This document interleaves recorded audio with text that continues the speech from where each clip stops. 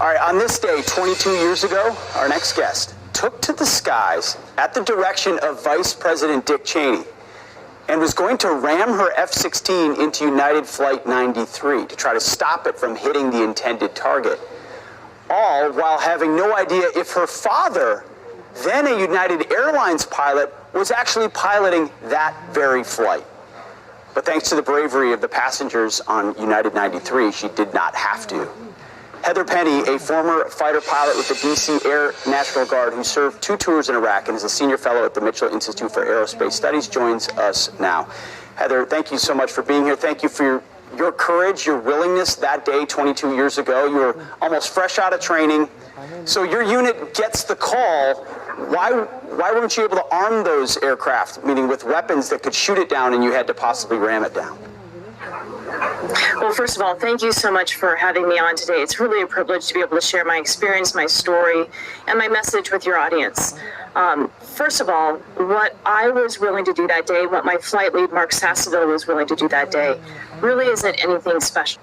Any one of us, having seen the video, having known that our nation was attacked, would have been willing to sacrifice our lives the same way that Mark and I were willing to do so, and importantly, the same way that the passengers on Flight 93 were willing to do.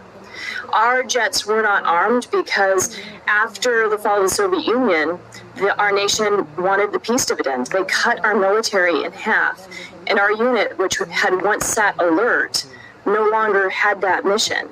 And so for training everyday sorties that we flew, and as a matter of fact, we had a 3-ship airborne that morning, Lou Campbell, Eric Hagenson, and Billy Hutchison, their jets did not have any ordnance, any missiles, or any live bombs on board. So this is not unusual or abnormal.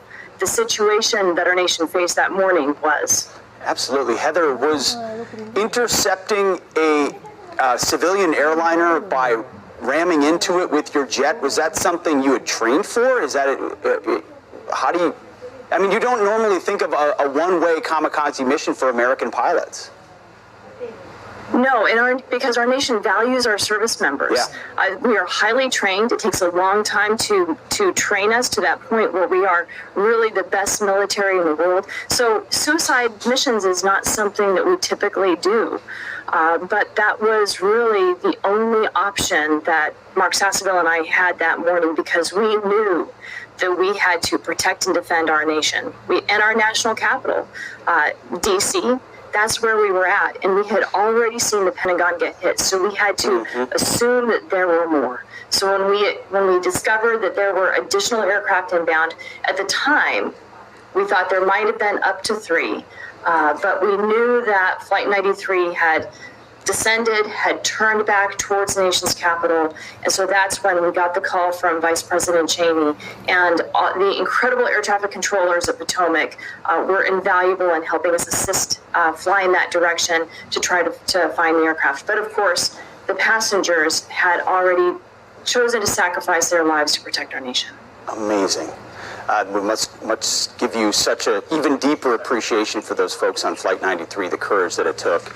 And to consider that you didn't know whether your father was piloting that flight, a nation at war, you get a call from the Vice President, I cannot imagine. Heather Penny, one of the best of the best. We appreciate your time this morning. Thank you.